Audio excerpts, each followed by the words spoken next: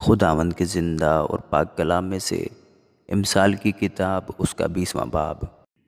میں مسخرہ اور شراب ہنگامہ کرنے والی ہے، اور جو کوئی ان سے فریب کھاتا ہے دانا نہیں۔ بادشاہ کا روب شیر کی گرج کی مانند ہے، جو کوئی اسے غصہ دلاتا ہے اپنی جان سے بدی کرتا ہے۔ جھگڑے سے الگ رہنے میں آدمی کی عزت ہے، لیکن ہر ایک احمق جھگڑتا رہتا ہے۔ کاہل آدمی جاڑے کے باعث ہل نہیں چلاتا، اس لیے فصل کاٹنے کے وقت وہ بھیک مانگے گا اور کچھ نہ پائے گا۔ آدمی کے دل کی بات گہرے پانی کی مانند ہے، لیکن صاحب فہم آدمی اسے کھینچ نکالے گا۔ اکثر لوگ اپنا اپنا احسان جتاتے ہیں، لیکن وفادار آدمی کس کو ملے گا؟ راست روز صادق کے بعد اس کے بیٹے مبارک ہوتے ہیں۔ بادشاہ جو تخت عدالت پر بیٹھتا ہے خود دیکھ کر ہر طرح کی بدی کو پھٹکتا ہے۔ کون کہہ سکتا ہے کہ میں نے اپنے دل کو صاف کر لیا ہے اور میں اپنے گناہ سے پاک ہو گیا ہوں؟ دو طرح کے باٹ اور دو طرح کے پیمانے، ان دونوں سے خداوند کو نفرت ہے۔ بچہ بھی اپنی حرکات سے پہچانا جاتا ہے کہ اس کے کام نیک و راست ہیں کہ نہیں۔ سننے والے کے کان اور دیکھنے والی آنکھ دونوں کو خداوند نے بنایا۔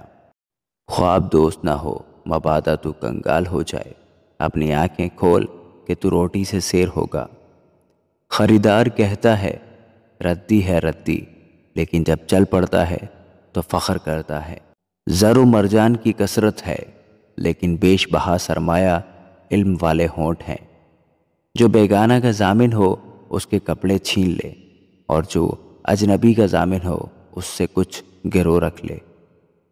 دغا کی روٹی آدمی کو میٹھی لگتی ہے، لیکن آخر کو اس کا منہ کنکروں سے بھرا جاتا ہے۔ ہر ایک کام مشورہ سے ٹھیک ہوتا ہے، اور تو نیک صلاح لے کر جنگ کر۔ جو کوئی لترا پن کرتا پھرتا ہے راز فاش کرتا ہے، اس لیے تو منہ پھٹ سے کچھ واسطہ نہ رکھ۔ جو اپنے باپ یا اپنی ماں پر لعنت کرتا ہے اس کا چراغ گہری تاریکی میں بجھایا جائے گا۔ اگرچہ ابتدا میں میراث یکلخت حاصل ہو تو بھی اس کا انجام مبارک نہ ہوگا۔ تو یہ نہ کہنا کہ بدی کا بدلہ لوں گا، خداوند کی آس رکھ اور وہ تجھے بچائے گا۔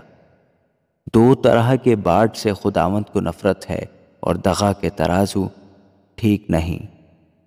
آدمی کی رفتار خداوند کی طرف سے ہے، بس انسان اپنی راہ کو کیوں کر جان سکتا ہے؟ جلد بازی سے کسی چیز کو مقدس ٹھہرانا، منت ماننے والوں کے بعد دریافت کرنا آدمی کے لیے پھندہ ہے۔ دانا بادشاہ شریروں کو بھٹکتا ہے اور ان پر داؤنے کا پہیا پھرواتا ہے۔ آدمی کا ضمیر خداوند کا چراغ ہے، جو اس کے تمام اندرونی حال کو دریافت کرتا ہے۔ شفقت اور سچائی بادشاہ کی نگہبان ہے، بلکہ شفقت ہی سے اس کا تخت قائم رہتا ہے۔ جوانوں کا زور اس کی شوکت ہے، اور بوڑھوں کے سفید بال ان کی زینت ہیں۔ کوڑوں کے زخم سے بدی دور ہوتی ہے، اور مار کھانے سے دل صاف ہوتا ہے۔ آمین۔